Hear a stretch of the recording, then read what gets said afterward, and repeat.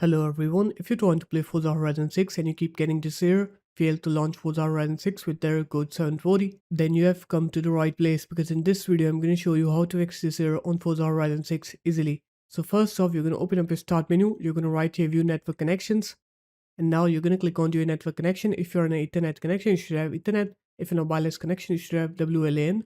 Right click on your network connection, click properties, go into Internet Protocol version 4, click properties again, click on use the following DNS server addresses, write in the preferred DNS 8.8.8.8. In the alternate DNS, you're going to write 8.8.4.4. After that, click OK here, and then scroll down and untick Internet Protocol version 6, and then just click OK here. After that, close this up. Now you're going to open up your start menu. You're going to right here allow an app through Windows Firewall. Click on change settings. Click allow another app. Click browse. Go into your Forza Horizon 6 games folder. Add the Forza Horizon 6 exe here. Click add then. Find it in the list and make sure to tick both private and public checkboxes here. After that, now what you're going to do is you're going to open up your games platform, which is Steam for me.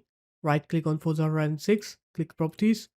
Install files, click verify entire video game files here, and while it's doing that, you're going to open up Forza Horizon 6 games folder, and then right click on the Forza Horizon 6 exe, click properties, compatibility, disable full screen optimizations, and click run this program as an administrator. After that, click apply, okay, and now you can go ahead and try to play Forza Horizon 6. You'll not face that error code 740 anymore. So there it is guys, that's how easy it was. If you guys found this video helpful, make sure to leave a like, comment, and subscribe to the channel, and I will see you in my next video. Peace.